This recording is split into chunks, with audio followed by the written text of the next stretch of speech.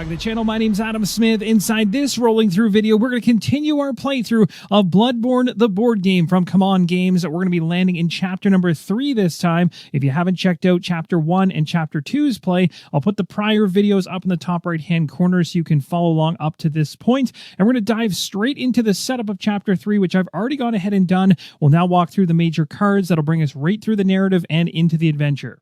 So let's head into Chapter 3 setup, which I've already done a portion of using this setup card here with the enemies, tiles depicted, and the special rules. Long Hunt card 17, a part of the equation. We've actually seen this one before in previous chapter plays I've done, and you can see the actual instructions right here.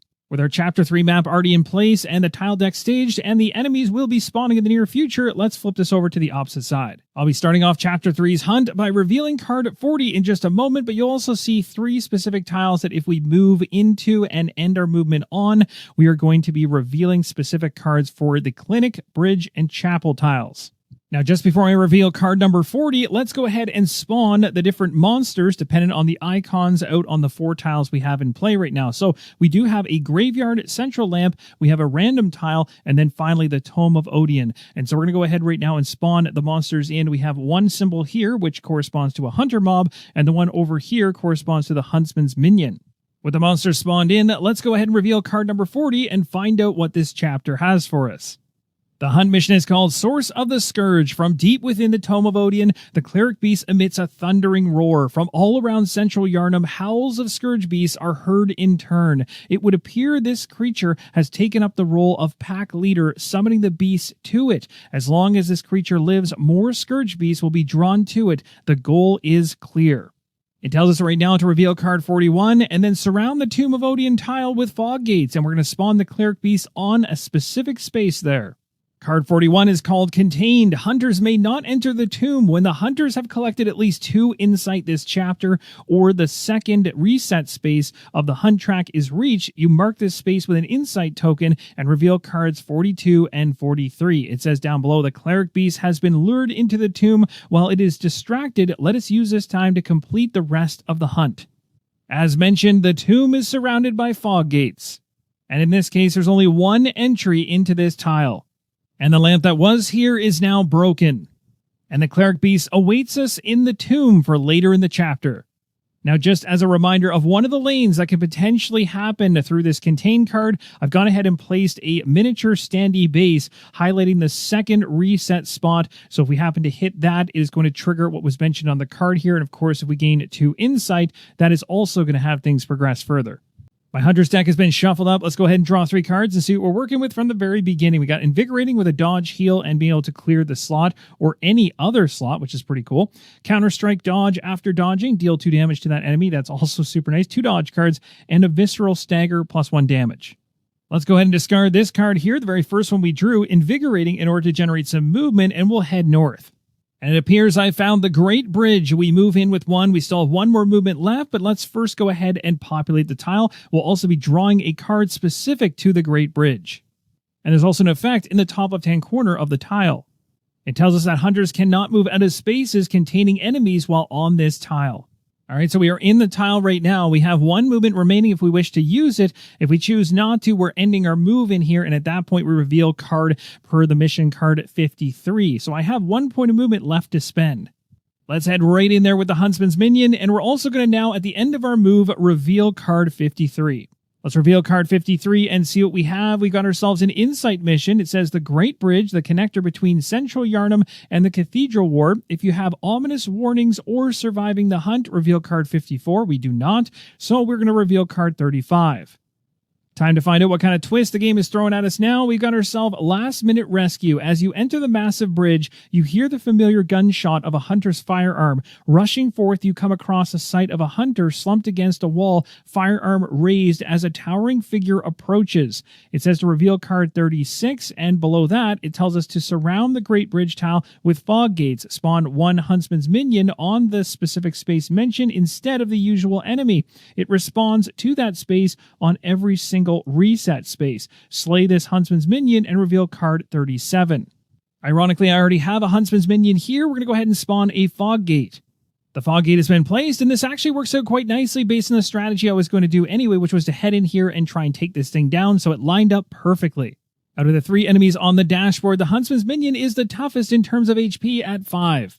Now my plan here is to go ahead and use the Bloodstone Shard. I can place this on an attack slot, may switch the slot on transform, and while on the slot, it's going to deal an additional damage. So I'm going to go ahead strategically right now and place this right here on the heavy carve. So I've got 4 right here already, and now I'm going to go ahead and use Visceral here with a +1 damage and stagger, and that's going to be a 5 damage hit. It is very slow. Let's see what the enemy is doing. The enemy on the other side of the equation is getting a basic card, and that is going to be also a very slow attack coming at us for 3 damage. With my Hunter and the enemy both going at a slow speed, unfortunately my Stagger is going to do nothing as it only cancels enemy attacks with a slower speed. But what I can do and will do is spend my Counter-Strike as a dodge here in the fast position, which immediately after dodging, you deal 2 damage to that enemy. So it's going to be 2 damage on the enemy and then a giant 5 damage going through. So I don't take any hits. So an absolutely massive total blow against this minion at 7. With the minion now taken down, I also gain a Blood Echo, which I'll be placing on my dashboard. That was an epic hit from my Hunter, and now because we've slain the Huntsman's Minion, we can reveal card 37. The insight mission continues. It says, last minute rescue. Checking over the Hunter, he still lives, but only barely. He is not a Hunter of the Dream, however. If he is to survive, we must get him somewhere safe. Place 1 survivor token on the Great Bridge space. Any Hunter may pick up the token when they move out of the space. It responds to the Great Bridge if the Hunter teleports or goes to the Dream, and you complete this mission when one of the 2 following triggers occurs. Long story short, we need to get this Hunter survivor back to either the clinic or the chapel. So inside our first Hunter turn, we were able to progress an insight mission, which is awesome. The survivor token's also in our space. We have no more cards in hand, so we're moving on.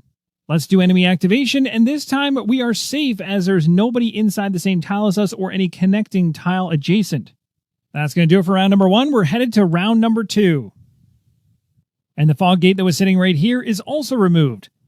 All right, let's draw up our 3 cards and see what we have going into this round. The first card is Cheap Shot, the second card is Tactical, and the third is Rallying.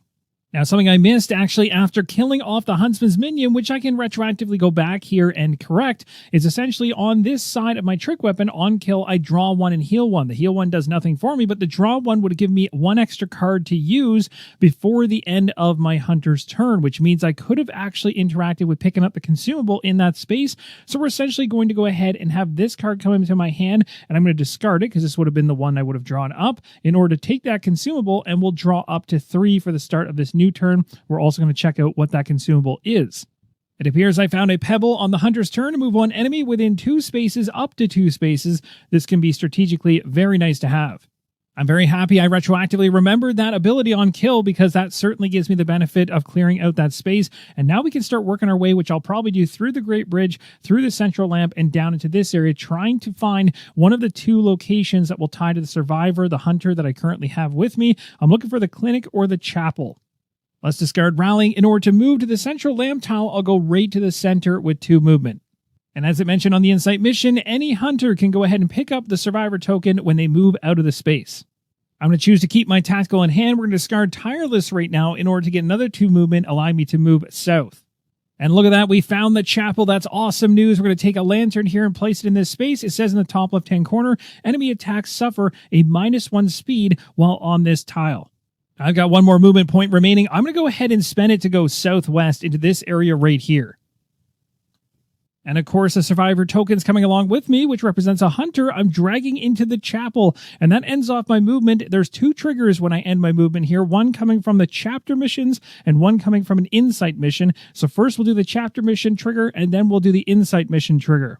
Let's go ahead and reveal card 56 for ending our move in the Chapel. The Chapel reveals a new insight mission for us. It says you press open the large doors of the ancient chapel. If you have the ominous warnings, reveal card 57. If you do not have this, but you have safe refuge in the chapel, reveal card 59. Otherwise, reveal card 33. We are definitely going to the otherwise at the very bottom. From the darkened corner of the chapel, a hunched and robed figure addresses you. Ah, a Hunter, are ya? Good, good. We've been waiting for one of your ilk. If you spot anyone with their wits about them, bring them to this Ire chapel. They'll be safe here.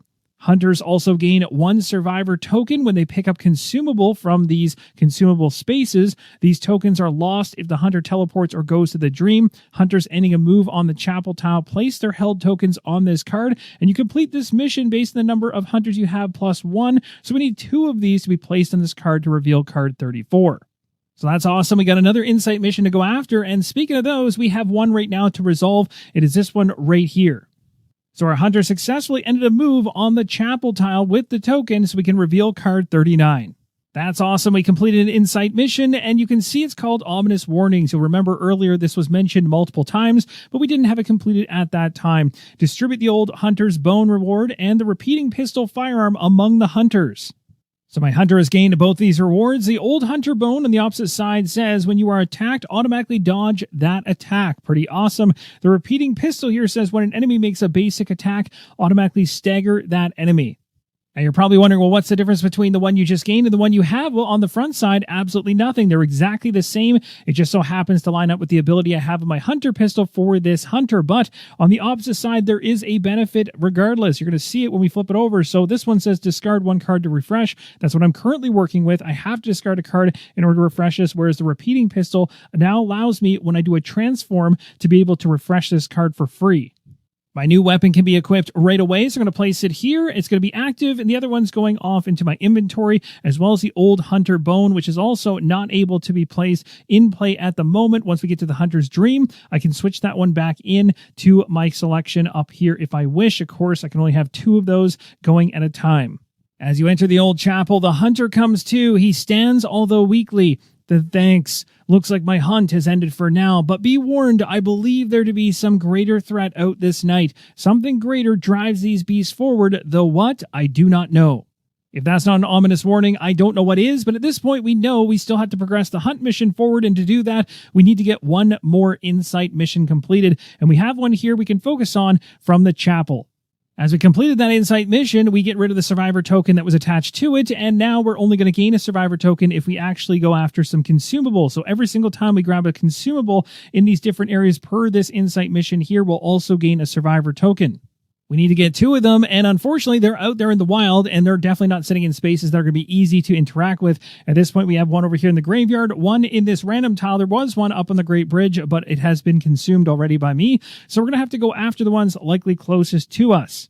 I've got 1 more card on me that I can use during my hunter turn, and I could use it for movement to get myself to the central lamp tile right in the middle, but that's going to draw the attention of the enemies on either side, and I won't be prepared to deal with any of them or defend against them. So it makes more sense right now to discard this card in order to flip my trick weapon and get this refreshed. At the same time, I can reslot my Bloodstone Shard in, so I'm going to place it in the slash category at a medium speed. I think the 2 plus the 1 right away is really nice. If I have a stagger tied with it, that can get me up to 4, and that actually matches the HP of the Scourge Beast as well as the Hunter Mob, allowing for a 1-hit kill. So I'm going to keep that on the far right-hand side. It's now time for enemy activation, but thankfully I've tucked myself away in the chapel far enough that none of them will activate. And that's going to send us into round number 3. Let's drop our 3 cards for the round and see what we are working with. We got ourselves a basic +1 damage. Next up, we have Second Wind. When used for a non-attack action, we can heal 2. Currently don't really need that, but might in the future, because things will probably get a lot tougher as I've been being strategic about keeping away from some of the enemies and their activations. And Dash, that's great for movement. I love seeing that card. Now, as I pondered this over strategy-wise, not knowing exactly how the insight missions were going to affect me, if I was playing this super efficient, I would be trying my best not to get any more tiles kind of on a diagonal angle, because as soon as I do this, I'm inside of an enemy activation where this enemy can move towards me on its turn. And I've been doing a good job of playing the orthogonal game of keeping those enemy activations at bay, but that doesn't always last forever. But if you can milk it a bit, it's not a bad idea. So in my case here, even though I'm tempted to just go 1 space over here and see what's in here, if I get caught up with a bunch of enemies over here that I don't necessarily want to deal with, and then I get stuck there, the hunter mobs are going to come down at me, and that's going to present a lot of fun. I want to try to keep things clean and efficient, so what I'll do is head up here with my dash, which is unfortunately just 1 shy of getting to the graveyard. And so that means it's also going to cost me another card just to get the movement to get into that graveyard space, so I'll discard Second Wind for that. And now in position with 1 card left, I'm going to go ahead and use this basic attack here with a +1 damage. So I'm going to place it in this slash position here. So 1 off the card, 1 off the stone, and 2 here is a total of 4. Now let's find out what the enemy is thrown at us in terms of its basic special or ability, and it's another basic. As you can see below for the Hunter mob, a basic attack is going to be a medium speed, which is the exact same speed as me, 2 damage attack with an axe. So the question is, do I have anything defensively I can use right now? And unfortunately, across the entire top, I don't have a single thing that can stop the damage. Now, on the repeating pistol, it's not going to work either because a stagger only affects things that are going slower than us. So my Hunter will take a 2 damage hit, but we're throwing back 4 damage total, and that's going to knock out the mob. And I'm pretty happy with that because it clears it up so I can grab the consumable in the future, and I also gain a blood echo as well. The mob miniature will be removed, and now we can go after the consumable in the near future without having to worry about the mob being there. We now move on to enemy activations, and again, I've placed myself in a position where no enemies are inside of either the same tile or an adjacent tile to activate, so we're all good there. And that's going to take us into our next round of play, getting closer and closer to a reset. Inside of round number 4, we're drawing up 3 cards, but there's only 2 cards in my deck, so we'll have to reshuffle this deck to draw the additional one, but I'll show you the 2 I've got here. A draw 1 basic and a adaptive card with dodge, stagger, and clearing the slot. My Hunter deck has been replenished. Let's find out what card we're getting for our third one. It is a tactical dodge card with an attack or dodge at +1 speed. Very nice, and clearing of the slot. Well, you guys probably saw this coming. We're definitely going to go ahead and collect the consumable that is here. And when we do, we not only get the consumable, we also get a survivor token per what is mentioned on this insight mission right here. And I found some bolt paper, a very handy card on attack. I can use this to bump up my speed.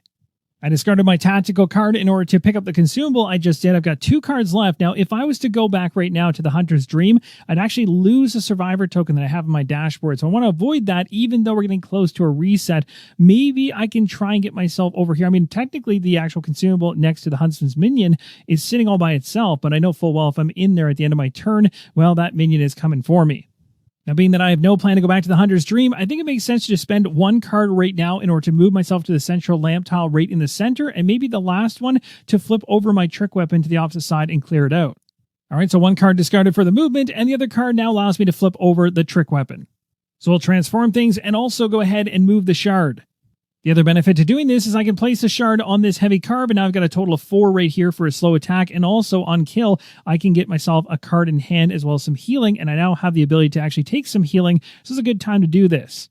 My Hunter's turn is now done. We're moving on to the enemy activation, and for the first time in chapter number 3, the enemy actually does get to activate. The Huntsman's minion is going to be making a move. And of course, it lands in the one spot that I'm actually aiming to head to. Another round complete. We're moving on to a reset round. We'll reset things right now, starting with removing all the non-boss enemies from the map. Next, we're going to replenish all the consumables in the game. We also respawn all the mission-related enemies, and in this case, the only one that's currently out there that's a boss is up there in the fog gate, and it doesn't move whatsoever. It's where it needs to be. And then all the rest of the enemies respawn back to their positions on their tiles. Boss enemies would also heal at this point, but that's not going to happen as we haven't actually damaged any bosses. Got myself in great position now to run after the consumable that's sitting in this location right here and then run back out towards the chapel with the 2 survivors that I'll have after taking that consumable. So let's go ahead and drop 3 cards for my Hunter's turn and see what we can pull off inside of this turn. We got ourselves rallying here. We have ourselves dash. Yes, love seeing that card. Perfect time for that. And a second wind. I'm going to go ahead and discard second wind right now in order to get 2 movement to move into the space with the consumable. We're not going to interact, and we're going to go ahead and discard a card for that. We're definitely keeping dash for the very end because it'll get me all the way back to the chapel, which is perfect. And the consumable that I picked up is the Pungent Blood Cocktail. On the Hunter turn, 1 non-boss enemy within 2 spaces doesn't activate. That could come in handy for sure.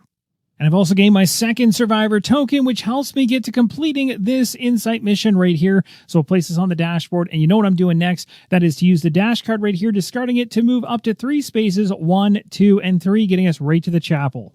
That was a very satisfying turn all the way around. We got ourselves in the correct location and got the right card at the right time to be able to pull off all of that inside of 1 turn. As you can see right here on the insight card, it says the last sentence there of this section says hunters ending a move on the chapel tile place their held tokens on this card, and you complete this mission when you've got 2 in my case.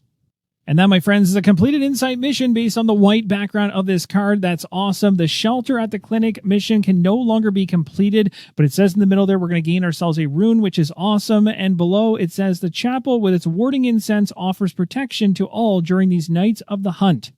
And here's a look at the rune card that I just gained. We'll flip it over so you can see what it is. It's going to go in my inventory for now.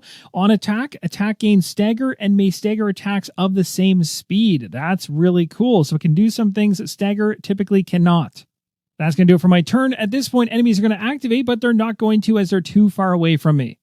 Before we head to the next game round, we got the contain card here, and it says on it, when we have at least 2 insight this chapter, or we got to the second reset space of the hunt track, we're going to mark the space, and the space it's referring to, I believe, is a space where the cleric beast is, with an insight token, and then reveal cards 42 and 43. We'll do that right now.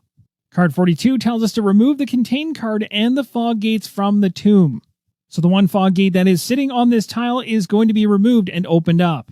All right, let's continue to read the card and find out what's next. For the Unleashed card, it says, at the end of each round, if the Cleric Beast is not in a space with a hunter, it moves 4 spaces toward the nearest hunter with the lowest HP and attacks. Otherwise, it attacks the hunter with the lowest HP in its space. It is not removed on the reset, which it normally would be, but instead heals all damage and removes all insight tokens. That is scary. Now this is card 43, and it says summon the pack. Each time the Cleric Beast flips recovery, spawn 1 Scourge Beast in its space. These Scourge Beasts do not respawn on a reset space. Discard this card if the hunters have or gain the Clearing the Pack card.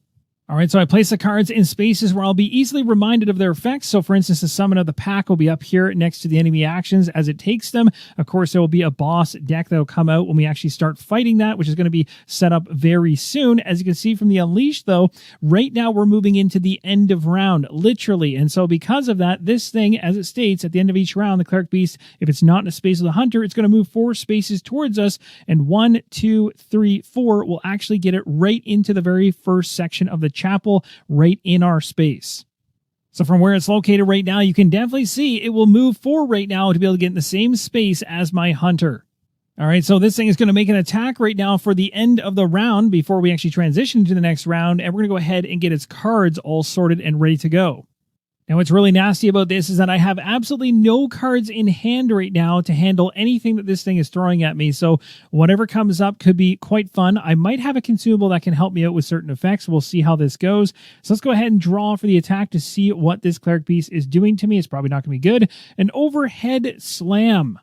Now, this attack is going to be targeting all hunters in this space. Doesn't matter. I'm only 1 hunter. You'll notice an insight token placed there. That's the one that came from the 2 insight missions I completed. And you'll see it matters because it says right here, before this attack, 1 hunter in this space may exhaust their firearm to place 1 insight token on the Cleric Beast card. And this attack deals -1 per insight token. I already have 1 here. I'm definitely going to flip over the repeating pistol right now to add a second one. I definitely flipped over my repeating pistol to lower the damage. Now it's just 2 coming through. And that's great news because if 3 had come through, it would have put me right on the bleeding edge of death. 2 is not bad, but it's not good either. That was a very aggressive play from the Cleric Beast, and at this point in time, we're going to move the round counter up by 1. And going into this brand new round, we're going to drop our 3 cards and see what we can actually do against this thing, seeing as it's in our space, up close and personal. Let's go ahead and draw our 3 cards for the round to see what we have to use. We got Cheap Shot here, we have Invigorating, and we have Counterstrike. Let's go ahead and be aggressive here with the items I have to do damage to this thing. So first off, the throwing knife here deals 1 damage to an enemy within 1 space. So I can do a single damage to the enemy by chucking this. And secondly, I can go ahead with a Molotov cocktail and deal 2 damage to 1 enemy in your space. So that's a total of 3 damage. Now, for the rest of the consumables that I have, this one's not going to help me because it only affects non-boss enemies and basically allows you to not have one of them activate within 2 spaces. Not going to have to worry about that based on where I'm positioned. I don't have to worry about other enemies at the moment. This one here, the on attack for the Numbing Mist, is enemy's attack loses all of its effects. So that's potentially a good one depending on what the boss pulls out as additional effects to its damage. The Pebble here allows me to move an enemy within 2 spaces, up to 2 spaces. And then the Bolt Paper here will increase my speed on attack. Now, I've got a rune that could really help me out with my health at this moment. This one here says discard a card from your hand to return 1 card from your discard. And when I look through my discard, this card right here would be huge. It would give me a +1 on damage when I'm making an attack. And then after that, I get to heal 2. I definitely want that card back. So I got to figure out which one I want to discard. I think the Cheap Shot is the right one to get rid of, as I'm going to want to keep the dodges as they do damage or healing for me. So we'll go ahead and toss the Cheap Shot into the discard to take the Rallying card, which is awesome. Now, when I do this, I have to turn this rune over to the opposite side. So I'm going to place my rallying card inside the heavy carve location with 3 damage already, plus the one from the shard, plus the one from the card, that is 5, and again a heal of 2 afterwards. So the question right now is, what's going to come up from the Phase 1 Cleric Beast card? I don't know. Let's find out. It's going to be a grab, and it's a fast grab. If I didn't have dodge in my back pocket, this card would be a horrible one to see right now. Now, of course, there's not going to be as much damage coming to me, but the stagger would have completely nulled out my heavy card moving at a slow speed. But thankfully, I do have a dodge and one that can actually deal damage when I use it. In order to make it effective, it needs to be at the same speed as the enemy, which is a fast speed. So we're going to go ahead and place the Counter-Strike dodge card inside a Quick Cut to equal the same speed. And after dodging the entirety of that attack, we deal 2 damage back to the boss. The dodge card also stays here as it does not say to clear the slot, and we've got 5 of the 10 damage we need for Phase 1 of this Cleric Beast. We're halfway there. Halfway within Phase 1, of course we have Phase 2 after this, but the great news is my attack now is going through after the dodge of the grab. The heavy carve is happening, which is 3 plus the 1 underneath for the shard, which is a total of 5, and that's going to bring us from 5 damage on this thing up to 10, which takes down the Phase 1 Cleric Beast. And I also gain the 2 health back thanks to the rallying card here when the attack resolves. So 10 damage was applied to the beast. It's all been removed now. We move to Phase 2 of this beast. Let's go ahead and flip over the Phase 1 card and see what we're dealing with on the opposite side. We need 8 hits in order to take the beast down and win. With the boss now fully switched over to Phase number 2, you'll see 8 is what we need to get in terms of damage to take this thing down. And it's worth mentioning, I'm going to stop right here for my Hunter's Turn. We're going to the enemy activation. The boss is in my space, so the regular enemy activation will have the boss attack us. Let's go ahead and see what happens off the Phase 2 deck. I am not looking forward to this. It says Jumping Smash. All hunters in this space must dodge or suffer 2 damage and stun. Flip another boss action. Now this is the hardest call ever because I could take the 2 damage and be stunned, or I could play my dodge card that I have. Now the dodge card I have allows me to heal 1, so it would bump me up to 5 health. I might as well go ahead and play it. So we're going to go ahead and play this card. It's going to go on my dashboard. It allows me to clear this card or any other slot that I have filled. Now here's the brutal realization right now. The dodge that I can play has to be able to be played in the slow position based on the 1 arrow, and I've already got that filled, so I actually cannot dodge it, which is really unfortunate. So we're taking 2 damage and we're becoming stunned. So I've got 2 less health now, and also when stunned, I must discard a card from hand, otherwise I lose another health. So we're going to be discarding this card right here, and the stun is going to not hit us for a damage.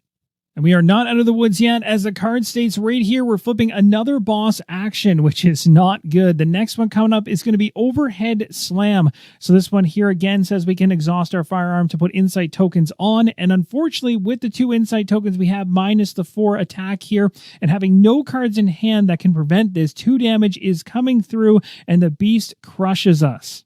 The 2 damage rips through and takes down our hunter, who's going to be returned to the Hunter's Dream. We are forcefully sent back to the Hunter's Dream. Also worth mentioning, we can clear off this token right here as no effect will happen when we hit that reset space in the future because we dealt with this card earlier when we got 2 insight and then progressed further on. Death has a penalty, and that's going to progress the round counter 1 position for going to the Hunter's Dream. We now gather all of our Hunter's stat cards and place them in a pile, and normally when you go to Hunter's Dream, in a happy situation where you take yourself there, you can use your Blood Echoes in order to upgrade as you've seen in the past, but when you're sent there forcefully after being killed off, you lose all the Blood Echoes that you have, so the 2 that I have are discarded. We shuffle and place our Hunter deck, we get 6 HP back, and we refresh our pistol. Our Bloodstone Shard is also placed back up top to be used in the future, and we refreshed one of our runes. We're moving into another round of play that brings our hunter back at one of the lanterns. I'm going to choose to place it right in the chapel, right where the boss currently resides. Let's go ahead and drop our 3 cards for the round and see what we're working with. We got ourselves Tactical Dodge here, Attacker Dodge at +1 speed, clear the slot. We have Rallying, which allows for a hit of additional damage, and after the attack we get to heal. That could be very beneficial, not right now necessarily. And then Visceral Stagger, +1 damage. It is worth reminding you guys of the effect that's inside of the space I'm currently in. It says enemy attacks suffer -1 speed while on this tile, which does actually affect bosses. Sometimes when I read that, I think it's only for the regular minion type enemies, but not for the boss. It does actually affect the boss. I don't think it would have had much of an impact going into what the boss did to me in the prior round. So I basically made things maybe a touch harder on myself, but I'm going to take that advantage and use it as we go forward. Let's go ahead and get the Bloodstone Shard slotted in with the heavy carve, because that's going to bump that one up to a 4 damage attack at the base. Let's make an attack here with a stagger +1. Now it's coming at a slow speed. Let's go ahead and use Bolt Paper here. On attack, this will give an increase of 1 to speed, so now it's coming at a medium speed. Let's find out what the Cleric Beast is doing to me, and it's going to be a Crushing Slam. Wow, this is a huge hit. Now this Crushing Slam is going to hit me for 4 damage if I let it come through, but I'm going to use a dodge right now in order to dodge it. Plus, you can see it says attack or dodge at +1 speed, so it'll be ensure. Plus with the -1 off this, which it can't go any slower than slow. But regardless, I'm going to be way ahead of it. I can dodge it easily. What makes this even more exciting is the fact it says right here, if they dodge, the hunter's attack deals +1 damage. All other hunters in this space must dodge at that speed or suffer 2 damage. And then below it says deals -1 damage per insight token on the beast. So I'll place a dodge in this slot, and I'm able to clear it immediately, which is nice. And this is fast enough, beyond fast enough to dodge. It's going to add 1 damage thanks to the Crushing Slam card to the damage pile I have over here. So it's going to be 1, 2, 3, 4 for this card, 5, and then the additional one that came from the Crushing Slam, that is 6 damage going against the beast. What an absolutely awesome attack. So that's going to do it. We're going to go ahead and discard the Bolt Paper. It can only be used once. It's a consumable, and that's going to resolve the attack because, again, the dodge stopped anything from coming through. Now, at this point, we're going to go ahead and use Rallying. So this one, I'm going to go ahead and place inside of a quick cut position because I want it to be really fast. I want it to just do the 2 damage here in the fastest attack space, essentially, and find out what the enemy is doing. Time to draw the top card off the deck and see what the Cleric Beast has for us. It is a recovery card. It says remove all insight tokens on the Cleric Beast card. So we'll go ahead and do that, and we can block 2, or it says block 2 from the hunter's attack. No, that is horrible. And then shuffle the Cleric Beast action deck. Now, this card is nasty for a number of reasons, but the primary reason beyond what's specified here in blocking the 2 damage I need to take out the Cleric Beast and actually win the campaign is the fact this is going to actually trigger spawning of a Scourge Beast. As it mentions here, anytime we flip a recovery card, which is the first time it's happened so far against this boss, a Scourge Beast is going to be spawned in the same space with the boss, with me. Not good. On top of it, I have a consumable called Numbing Mist, and you might think you can use this on attack to avoid these kind of effects, but this is specifically for attack effects, which would be cards like this, not cards like this. So my attack is completely wiped out and blocked, which is horrible. And then on top of it, we have a Scourge Beast showing up in the same space as me. And because I went absolutely all in on trying to take down the Cleric Beast, I have literally no cards in hand that I can use in order to defend myself as we go into the enemy activation, which is absolutely brutal. So we're going to go ahead and activate the very first thing going left to right across the dashboard. So the Scourge Beast is going to attack me. If this is the thing that kills me, I'm going to be super sad. We're going to go ahead and pull the top card off the deck. It is going to be a special. That does not sound very special or very fun at all. This is an absolutely horrible one to get. It's going to be a double hit because I don't have any dodge cards to do anything about it, so I'm suffering a total of 4 damage. So it definitely won't be the Scourge Beast that takes me down, but with the boss waiting right behind it to activate, this is not looking good.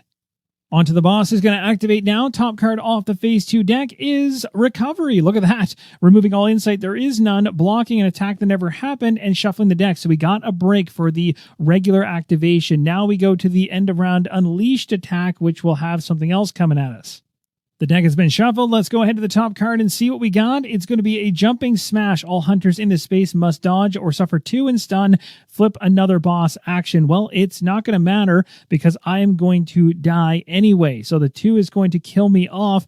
I do have to flip another one regardless because it specifies to do so. So I will do it as it mentions here, and it's a grab and toss. So essentially it's just a burnt card at this point. And I've been sent back to the hunter stream, and that's going to move the round counter to a reset space. Now we got a good and bad scenario happening here. When things are reset, essentially all the non-boss miniatures are taken off the game board, which means this one would go away along with the others. But when things are respawned back, only the ones that have a spawn point would actually come back. So this would actually be taken off at this point, and luckily is no longer part of the equation. But the unlucky part is the boss heals all of its health. It doesn't revert from Phase 2 back to Phase 1 though. My dashboard's been reset for my hunter to come back in. We're going to drop 3 cards and see what we're working with this time. We got Tireless, we have Second Wind, and we have Cheap Shot. We're going to also pump up the round marker by 1. All these deaths I'm going through are pushing the time away on me as we get closer to the end of the campaign. If I cannot complete this by the end of the final round, I'm done. Now, coming out of the Hunter's Dream, I can always go ahead and flip over or transform my trick weapon. I just like the side it's currently on, so I've been leaving it there. The Bloodstone Shard is going back into the Heavy Carve location, so I've got 4 damage on that far right slot right now. Let's go ahead and do an attack. Now, Cheap Shot is a quick 2 damage attack that can be very beneficial to keep for when an ability card comes up from the enemy. So if that happens to happen, I'll be able to place that out. Now, for right now, I can go ahead and use this card. It's pretty cool. If I do an attack, I can draw 2 and discard 1. That sounds like a good thing to do to get more cards in hand.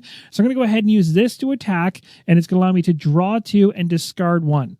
And that's awesome because we got ourselves Rallying, and I love this card with a +1 damage and some heal. We'll go ahead and discard this one, and this is the one we're keeping. All right, so we got a total of 4 damage here with this attack. It's moving slow, and we're going to see what the enemy's doing. I'm really hoping I can get this attack through. We really need to make it happen. This is an overhead slam targeting all the great news. There's nothing here that's going to prevent the attack from occurring. Again, it's a -1, so it's actually going to be based on this. It's going to be slow just like ours, so they're both resolving at the same time. The downside here is I have no insight anymore, which means all 4 of this is coming through, but I can if I want right now. Before the attack, I can actually flip over my repeating pistol in order to put 1 insight here to drop that down to a 3 damage attack. Now we're going to resolve this at a slow pace for both because I don't have a dodge card I can use in this case to do anything with, and also this Cheap Shot is not going to help because the card that resolved for the enemy is not an ability card. We are going ahead and flipping over the weapon, of course, to pay for the insight token. 3 damage is coming at me, so I'm knocking myself down by 3, but I'm going to go ahead and be doing 4 damage total back to the enemy, so half its health remains at 4. And my next step is really tough to decide because I could go a couple different ways here. Now, I know there are 2 ability cards inside the Phase 2 deck. I've seen one of them, and there's 3 cards discarded, so there's definitely 1 ability card out of the 2 in the deck remaining. The question is, do I want to bank on getting 2 damage off using a Cheap Shot in this position here, potentially give me 2 from the slash and the attack, and then also dealing 2 if they pull the ability card? That would be a total of 4, which would be exactly what we need in order to take this thing down, which would be perfect. The question is like I could go the other way too with the Rallying one here and just go for 3 damage and get a heal, which I definitely need as well. So it's very tough to decide this. I think I might lean into this crazy Cheap Shot thing and just see if it works out for me. I also get Stagger as a part of it, and I'm at a medium speed.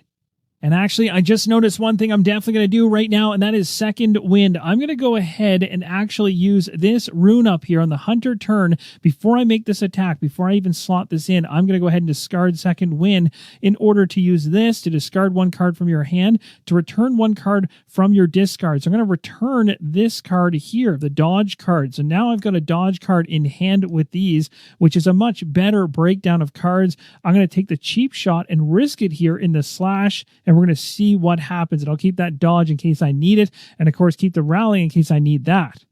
The rune, of course, is also exhausted, so I flip that over. Let's head to the enemy deck and see what happens.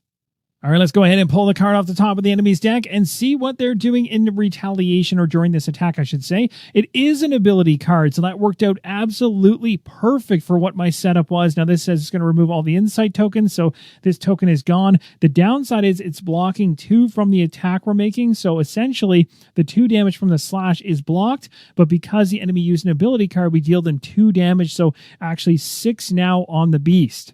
The deck's been reshuffled. Let's place the 2 damage on the beast. That's absolutely awesome. And at this point, we still have 2 cards left in hand. We're going to go ahead right now because I didn't even need to use a dodge during that last one because it worked out the way I wanted it to. We're going to go ahead with Rallying here, and we're going to place this in the quick cut position. This is going to make it a 2 damage attack. It's fast, happening very quickly, and it gives us a heal at the end if we even need it. It's worth mentioning that there was a Scourge Beast spawn because of that last card we just resolved, so I placed that enemy in my space, which is not good. And we're going to go ahead now and resolve as I'm making an attack against the Cleric Beast to try to take it down once and for all. Let's see what it is doing. The top card off the deck is a Jumping Smash. It says all hunters in this space must dodge at a slow speed, and then it says, or suffer 2 damage and stun. Flip another boss action. Even though I have a dodge card, I don't have a space available to place it, which is unfortunate. I'm taking 2 damage from the ability card, and then as it states on it here, it's going to go ahead and take away 1 if I don't have a card to discard because of the stun, which I do, so I'll discard this to avoid the stun damage, which would have taken my last point of health. This is absolutely nerve-wracking because I'm pretty sure the Cleric Beast is going to destroy me yet again. Let's go ahead and draw a card. I think that's going to be the end of me there. Oh my gosh, I got recovery. Okay, well that's good, but it blocks the 2 damage I threw against it. I guess this was probably the best outcome I could have asked for because any other attack would have literally wiped me off the map. So in this case, it blocks my attack against it, which is unfortunate because it would have killed it off, and we shuffle this deck back, but I do get to heal 2 as part of my attack, which is nice. So my attack, even though it was blocked, is still going to provide me with 2 heal, jumping me back up to 3. That's going to do it for my player turn. I have no more cards left to spend, so the enemies are going to go ahead and activate. The 2 Scourge Beasts are right here. I definitely expect myself to get slaughtered here, so we're going to go ahead with an action card off the top. It's an ability card, and for them, that says to flip another enemy action. The Scourge Beast's next attack gains plus 1 damage and stagger. So we'll go ahead and pull the next card, knowing full well this is going to take me down probably. It's going to be a special, and yes, absolutely, the special is going to throw 2 at me, plus another 2, plus the 1 is 5. That is way more than enough to take me down. Unfortunately, that sends me back to the Hunter's Dream, where another round ticks away, and we're going to go ahead and take our deck and bring it back replenished.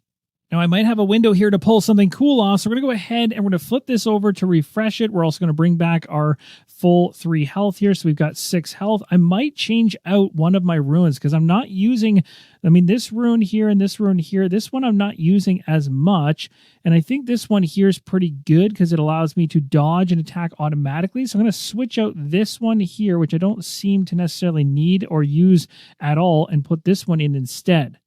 All right, so let's go into a brand new round here. We'll uptick the round track by 1 in just a second. We'll drop our 3 cards. You can see what I got. I got a dodge here. We got ourselves a counter strike, and we have a cheap shot. Round's going to go up by 1. We're going to place ourselves at the lantern, and I'm going to use a pebble right out of the gates. Now for fun, I'm going to use a pebble here, discarding it to move an enemy within 2 spaces up to 2 spaces, sending a Scourge Beast from my space way over here. That is now gone. I'm then going to go ahead and use the Bloodstone Shard here, placing it where I normally do in the heavy carved position on the far right-hand side. I just need to get 2 more damage against this enemy to take it down, so I think we might be able to pull this off because, again, it has not hit a reset spot. I'm going to place my cheap shot in this area here. If it pulls an ability, I get an extra 2 damage, but by itself, this is already a 4 default damage attack. We are so close. Let's see if we can get off the top of this phase 2 card, and we got ourselves Crushing Slam. This is a slow one, so it equals in speed. It cannot be staggered, so basically the stagger I have doesn't do anything anyway, and it wouldn't in this case because they're equal speed. If they dodge, the Hunter's attack deals plus 1 damage. I'm definitely going to dodge, and actually that works out perfectly. So we're going to go ahead and dodge. I'm going to do it right now, and actually the dodge in and of itself, after dodging, is going to deal 2 damage to the enemy, and the damage from dodging alone is going to get it to the 8 I need to take it down finally, and we were just 4 spaces away from the end of the track for the campaign. So the dodge card itself is what gives me the 2 damage necessary to take this thing down, and on top of that, I had a huge 4 damage hit going against this thing afterwards as well, which would have been pretty crazy. So long story short, this beast is finally taken down. As it mentions right here on the card, it says complete the hunt by slaying the Cleric Beast, reveal card 44. The hunt is complete. The towering beast lets out one final shrill cry before collapsing to the ground. In the distance, howls and cries of Scourge Beasts now retreating from central Yharnam fill the air. On the horizon, the rays of the sun begin to rise, bringing the dawn and marking the end of this long hunt. You know, soon enough, the blood moon will rise once more, and a new threat will call you into yet another hunt. And that, my friends, concludes my long hunt campaign for Bloodborne the board game. Had an absolute blast going through this one across 3 videos and 3 chapters. Our hunter made it all the way to the end and slayed the Cleric Beast. And it was a lot of fun, and it definitely came down to the wire there as the round track was getting very close to basically pushing me towards a campaign loss. But we were able to, even though being set back to the Hunter's Dream multiple times, I still was able to push through a victory thanks to the timing of the reset not occurring there. I was able to get enough damage on this cleric beast to come back and take it down once more. Thanks again for watching. Let me know in the comments down below if you enjoyed this campaign. If you've played this campaign, The Long Hunt, before, which I'm sure many of you have, just like I have in the past, let me know what you think of this one, what your experiences were, your highs and lows of this particular campaign. I would love to hear all the stories, as I'm sure they've all actually turned out a little bit different in terms of the different paths you can find within this campaign. Thanks again for watching, and as always, keep on rolling solo.